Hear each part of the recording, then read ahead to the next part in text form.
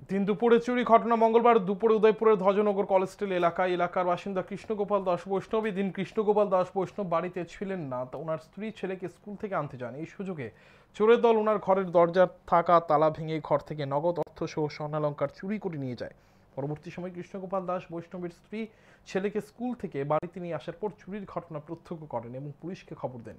কৃষ্ণগোপাল দাস বৈষ্ণবের স্ত্রী জানান, চোরেরা ওনার ঘর থেকে নগদ 10 থেকে 12,000 টাকা সহ 4 থেকে 5 ভরি স্বর্ণালংকার চুরি করে নিয়ে গেছে। এদিকে ঘটনার খবর পেয়ে ঘটনাস্থলে ছুটে যায় পুলিশ ঘটনার তদন্তে নেমেছে।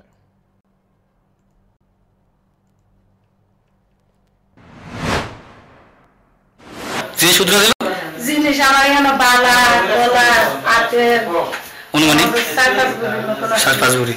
আর টাকা টাকা 10-12 হাজার। কোন জায়গা ধরে এটা? ধ্বজনগর। কত নম্বর ওয়ার্ড? 1 নম্বর। আপনার নাম? প্রমিলা দাস বৈষ্ণব। আপনার বাড়ি না? হাজবেন্ডের নাম? কৃষ্ণগোপাল দাস বৈষ্ণব।